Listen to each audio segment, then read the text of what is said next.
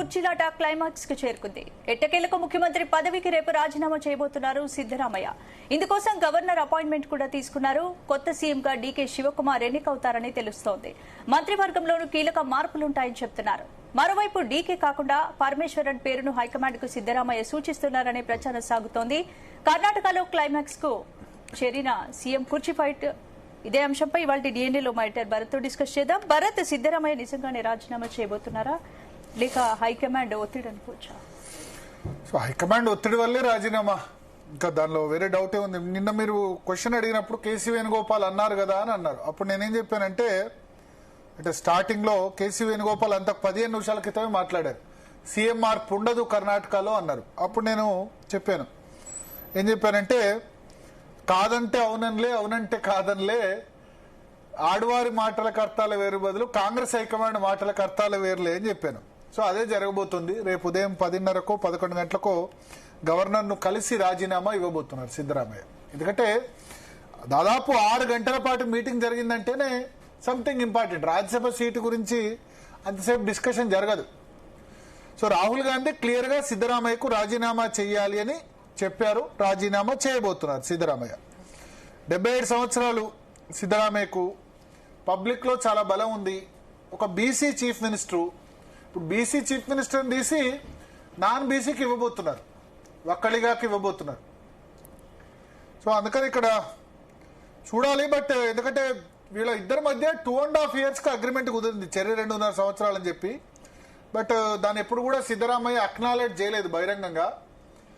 So ఇప్పుడు నిన్న రాహుల్ గాంధీ పిలిచి రాజీనామా చేయండి, డీకే శివకుమార్కి ఇవ్వండి అని చెప్పి చెప్పారు. ఆయన రాజీనామా చేసిన తర్వాత సిఎల్పి మీటింగ్ జరగబోతోంది, అంటే కాంగ్రెస్ లెజిస్లేచర్ పార్టీ మీటింగ్ జరగబోతుంది. దానిలో మోస్ట్లీ డీకే శివకుమార్ను ముఖ్యమంత్రిగా ఎన్నుకోబోతున్నారు. సో ఇది ఏదైతే ఇప్పుడు 3 సంవత్సరాలు అయింది కర్ణాటకలో కాంగ్రెస్ అధికారంలోకి వచ్చి, 2023 మేలో అధికారంలోకి వచ్చింది. కర్ణాటక రిజల్ట్స్ వల్ల తెలంగాణ కూడా దాని ఇంపాక్ట్ పడి పొంగులేటి శ్రీనివాస్ రెడ్డి, జూపల్లి కృష్ణారావు లాంటి కాంగ్రెస్ లో చేరాలా వద్దా అని ఆలోచిస్తున్న నేతలు కూడా కర్ణాటకలో కాంగ్రెస్ పార్టీ గెలిచింది కాబట్టి తెలంగాణలో కూడా అధికారంలోకి వస్తుంది. వాళ్ళు భారతీయ జనతా పార్టీ, కాంగ్రెస్ పార్టీ, 2 పార్టీల్లో ఏదైనా ఆగారు. ఒకవేళ బీజేపీ వైపు విజయం వస్తే వాళ్ళు ఎటువైపు వెళ్లేవారో తెలియదు. సో కాంగ్రెస్ పార్టీ గెలవడంతో పొంగులేటితో పాటు జూకుపల్లి కృష్ణారావుతో పాటు చాలా మంది నేతలు కూడా ఇప్పుడు కాంగ్రెస్ పార్టీలో జాయిన్ అయ్యారు. సో 2.5 years అంటే ఒక 6 నెలల క్రితమే జరగాలి, కానీ 6 నెలల తర్వాత ఈ మార్పు జరిగింది. సో సిద్దరామయ్య రాజీనామా చేయబోతున్నారు. రేపు కొత్త సీఎం గా డీకే శివకుమార్ ఎన్నికవుతారా లేదంటే డీకే కాకుండా పరమేశ్వర్ పేరును కూడా హైకమాండ్ కి సిద్దరామయ్య ప్రిఫర్ చేస్తున్నారు? సిద్దరామయ్య రిఫర్ చేసిన పరమేశ్వర కోసం అయితే మా నాయకత్వ మార్పు చేయాల్సిన అవసరం లేదు కదా. అంటే DK Shivakumar strong leader, Siddaramaiah strong leader. Siddaramaiah కంటే పబ్లిక్ లో డీకే శివకుమార్ ఇమేజ్ కొంచెం తక్కువనే, కానీ వయస్సు 77 years దృష్ట్యా ప్లస్ ఫండింగ్, కాంగ్రెస్ పార్టీకి డీకే శివకుమార్ చాలా సంవత్సరాలుగా ఫండింగ్ చేస్తున్నారు. ఒక దశలో ఈడీ సిబిఐ కేసులు ఎదుర్కొని జైలుకు కూడా పోయినారు. జైలుకా లేకపోతే భారతీయ జనతా పార్టీలోకా, బీజేపీకి రమ్మని కూడా ఆఫర్ వచ్చింది. ఈడీ సిబిఐ కేసులు ఎదుర్కొన్న చాలా కాంగ్రెస్ నేతలు భారతీయ జనతా పార్టీలో జాయిన్ అయ్యారు. కానీ డీకే శివకుమార్ మాత్రం జాయిన్ కాలేదు. కాంగ్రెస్ హైకమాండ్తో అవసరమైతే నేను జైల్లో ఉంటా కానీ పార్టీకి లాయల్ గా ఉంటా అని చెప్పారు. సో సిద్దరామయ్య కంటే డీకే శివకుమార్ లాయల్ గా భావిస్తోంది కాంగ్రెస్ హైకమాండ్. అయినప్పటికీ, అంత లాయల్ గా ఉన్నప్పటికీ, రాహుల్ గాంధీకి ఇష్టం లేనప్పటికీ సిద్దరామయ్య మొదటి 3 సంవత్సరాలు ముఖ్యమంత్రిగా ఉండగలిగారు. That shows his popularity in MLAs లో పాపులారిటీ ఉంది, యాజ్ వెల్ యాజ్ పబ్లిక్ లో. సో ఎమ్మెల్యేస్ లో పాపులారిటీ ఎందుకుంది?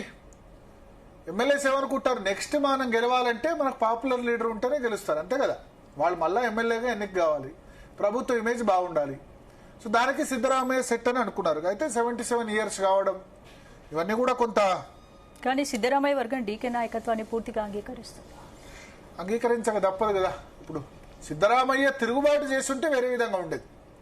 ఇప్పుడు నేను రాజీనామా చెయ్యను అంటే వేరే విధంగా ఉండేది. అయితే ఇక్కడ మనం చూడాలి, సిద్దరామయ్య ఎప్పటికీ భారతీయ జనతా పార్టీతో కలిసే రకం కాదు. AHINDA leader, Muslims, Kurba community వీళ్ళంతా కూడా సిద్ధరామయ్యకు ఉంటారు. కానీ డీకే శివకుమార్ సాఫ్ట్ హిందుత్వ. ఆయన కుంభమేళా మహాకుంభమేళా వెళ్ళి యోగి ఆదిత్యనాథ్ నిర్వహించిన ఉత్తరప్రదేశ్లో మహాకుంభమేళా వెళ్ళి స్నానం ఆచరించారు. అదేం యోగి ఆదిత్యనాథ్ది కాదు కుంభమేళా అంటే అందరిది. కానీ కాంగ్రెస్ రాహుల్ గాంధీ కానీ మిగతా కానీ మల్లికార్జున ఖర్గే కుంభమేళా మునిగితే పాపాలు పోతాయా ఇవన్నీ మాట్లాడారు కదా. ఎందుకంటే కుంభమేళా అది యోగి ఆదిత్యనాథ్ కాదు కదా, హిందువులకు సంబంధించిన పండుగ. కానీ కాంగ్రెస్ దాన్ని అక్నాలెడ్జ్ చేయదు, అది సమస్య. అందుకనే కాంగ్రెస్ హిందూ ఓటర్లకు దూరం అయింది. ఇక్కడ పుష్కరాలు మన దగ్గర వస్తే అన్ని పార్టీ లీడర్లు వచ్చి మునుగుతారు కదా, అన్ని పార్టీ లీడర్స్ స్నానాలు చేస్తారు కదా. అదే మల్లికార్జున ఖర్గే అదే రాష్ట్రానికి సంబంధించిన నేత కుంభమేళాలో మునిగితే పాపాలన్నీ పోతాయని మాట్లాడారు. అదే డీకే శివకుమార్ వెళ్ళి అక్కడ స్నానం చేశారు. So is a soft Hindutva.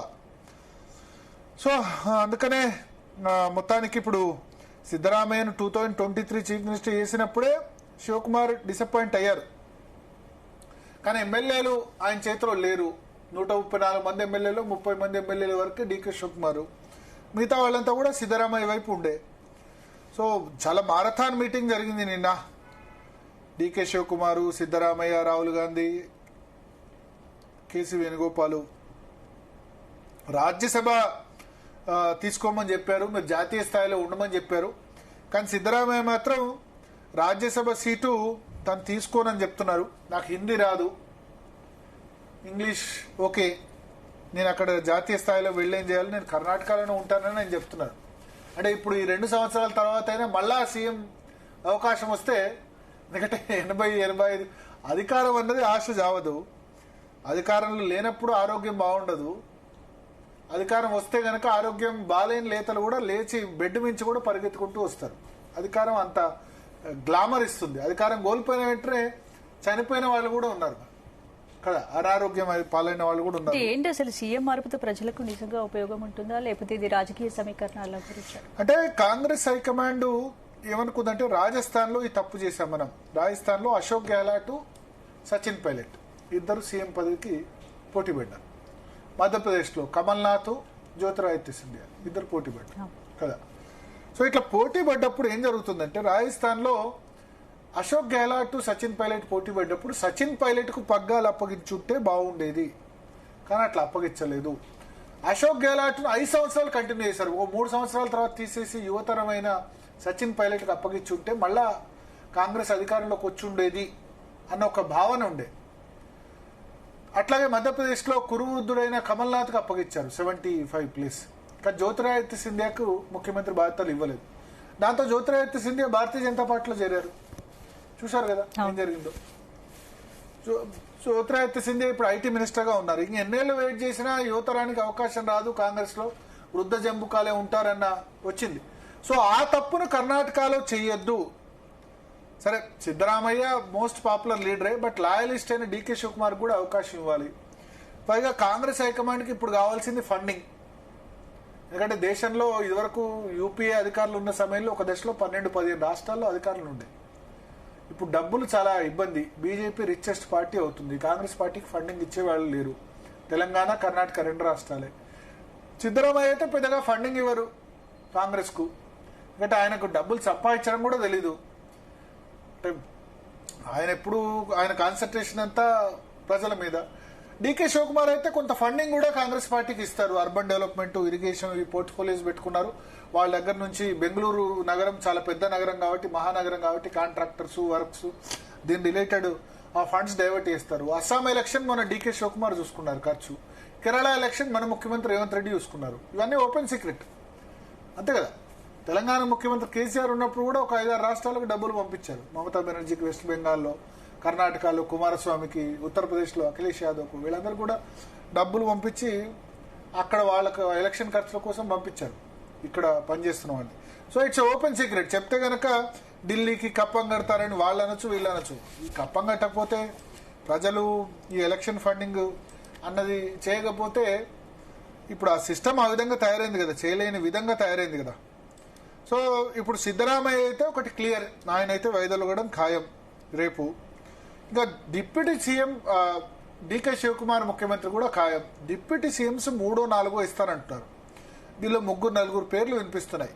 Parameshwara Dalit quota నుంచి, అదేవిధంగా మల్లికార్జున ఖర్గే కుమారుడు ప్రియాంక్ ఖర్గే ఆయన డిప్యూటీ సీఎం చేయాలని మల్లికార్జున ఖర్గే అనుకుంటున్నారు తన కుమారుణ్ణి. ఓకే. తర్వాత సిద్ధరామయ్య కుమారుడు యతీంద్ర ఆయనకు డిప్యూటీ సీఎం ఇస్తారని వార్తలు వస్తున్నాయి. కురుబా కమ్యూనిటీ, కురుబా అంటే మన దగ్గర కురుమ, గొల్ల కురుమలు దాదాపు 13% ఉంటారు కర్ణాటక పాపులేషన్లో. లింగాయత్ ఒక్కలిగా తర్వాత హైయెస్ట్ కమ్యూనిటీ. సో ఆ కమ్యూనిటీని సాటిస్ఫై చేయాలి, ఇటు సిద్ధరామయ్యని కూడా సాటిస్ఫై చేయాలి. సో యతీంద్ర సిద్ధరామయ్య కూడా అతనికి డిప్యూటీ సీఎం ఇచ్చేది బీసీల నుంచి ఆయనకి. తర్వాత ఒక్కలిగా ఇప్పుడు డీకే శివకుమార్ సీఎం అవుతున్నారు కాబట్టి ఒక్కలిగాకు ఉండదు. దళిత సామాజిక వర్గం నుంచి పరమేశ్వర లేకపోతే ప్రియాంక ఖర్గేను డిప్యూటీ సీఎం చేస్తారు. తర్వాత లింగాయత్ సామాజిక వర్గం నుంచి MB Patil, Congress party senior అయితే ఎంబీ పాటిల్ని కూడా డిప్యూటీ సీఎం చేయొచ్చు అని చెప్తున్నారు. సో 3-4 పేర్లు వినబడుతున్నాయి. బహుశా ఇప్పుడు రాజ్భవన్ రిజైన్ చేసి సిఎల్పి లీడర్గా కొత్త సిఎల్పి లీడర్గా డీకే శివకుమార్ ఎన్నికైన తర్వాత ఇది జరుగుతుందని చెప్తున్నారు.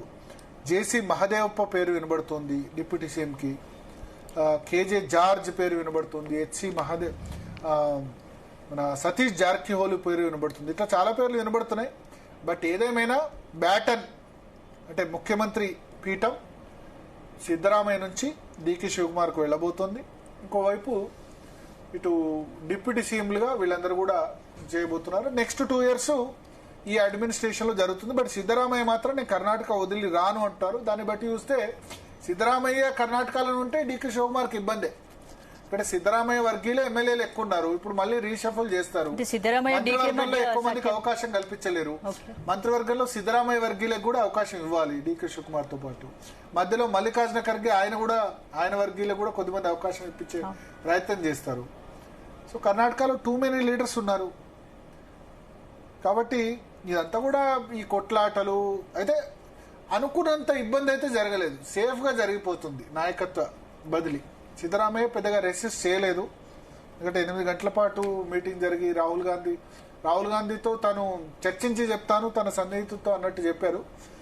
బట్ ఇప్పుడు నాయకత్వ మార్పు లేదని చెప్పి 48 hours లోనే కేసీ వేణుగోపాల్ అనౌన్స్ చేసిన 48 hours లోనే నాయకత్వ మార్పు జరుగుతుండడం అయితే చాలా ఏమంటారు ఆశ్చర్యకరమైన విషయం.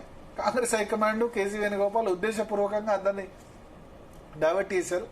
కానీ మనం ముందే సెన్స్ చేసాం అది ఖచ్చితంగా. కానీ సిద్ధరామయ్య రాజీనామా తర్వాత ఆయన పాత్ర ఏంటి? కింగ్ మేకరా, సైలెంట్ మేకరా, ఏమవుతారు? అంటే రాజకీయాల్లో ఒకసారి ఉన్న వ్యక్తి సైలెంట్ గా అయితే ఉండరు. ఆయనకు ఇంకా ప్రజాదరణ ఉంది, ఆరోగ్యం కూడా ఉంది. సో సైలెంట్ గా ఉండరు.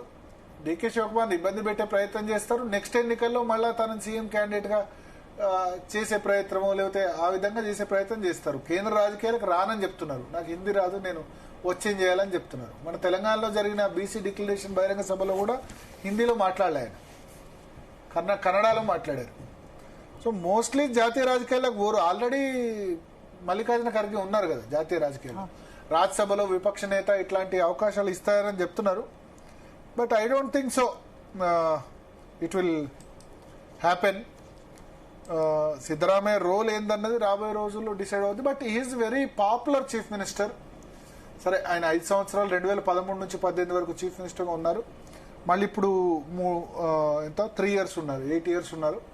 One of the popular chief ministers in the Karnataka అని మాత్రం ఖచ్చితంగా చెప్పొచ్చు. సీఎం మార్పుతో వచ్చే ఎన్నికల్లో కాంగ్రెస్ కి లాభమే అనుకోవచ్చు. లాభం అని మనం చెప్పలేం ఖచ్చితంగా. కాకపోతే ఒక ఆయనతో పోలిస్తే యువతరానికి చెందిన వ్యక్తికి ఇచ్చారు డీకే శివకుమార్కి అని చెప్పి చెప్పొచ్చు. కానీ కర్ణాటకలో మీకు మోస్ట్లీ వచ్చిన గవర్నమెంట్ మళ్ళీ రావట్లే. ఎస్ఎం కృష్ణ అప్పుడు 3 సార్లు చీఫ్ మినిస్టర్గా చేశారు. చంద్రబాబు నాయుడుతో సహా పోటీపడి ఎస్ఎం కృష్ణ బెంగళూరుకు ఐటీ తీసుకొచ్చారు. ఆ తర్వాత నుంచి మళ్ళా ఒకసారి కాంగ్రెస్, ఒకసారి బీజేపీ అట్లా వస్తుంది.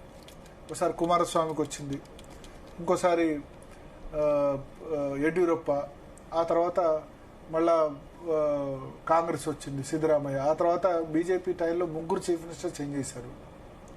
యడ్యూరప్ప వచ్చాడు, ఆ తర్వాత ఎస్ఆర్ బొమ్మాయి కుమారుడు. సో ఇట్లా చేంజ్ అవుతూ వస్తుంది.